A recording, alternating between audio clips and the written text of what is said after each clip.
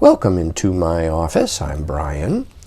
Let's now take a look here at this really pleasing late 19th century monumental book that has everything you could want to know about living it in your house and at home.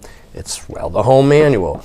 Look at this decorative cover with gilt, and there are these floral printed end papers like so.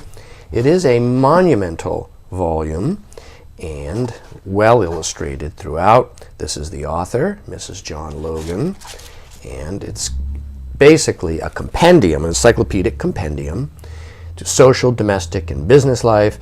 It's, you gotta love a title page like this.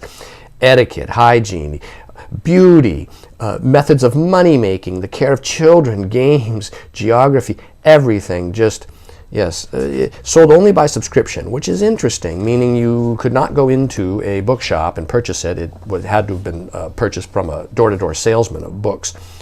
1889, here's a list of the subjects, and it's here's a list of the illustrations, including like lawn tennis and the Eiffel Tower. And here's the table of contents, and look at this. You know, good form in traveling in horse cars and on the street. Etiquette of Washington. Look at that, like how high society works in Washington. Society small talk, what to say and when to say it. Answers to questions. Yeah, I can think of a few people currently in the White House that might be able to review this. Out-of-door sports, pastimes, how to be beautiful. Look at this. How to look, portable lunches, lobster sandwiches, hygiene. What do you do while waiting for the doctor? Medicine, house beautiful, inexpensive, like coffee bag rug. What? On and on. Poetry, sweeping, you name it. Okay, well, let's just take a browse through it. And they have recipes in here. Mostly line drawings or sketches like this. Yeah. And oh look. Jeez.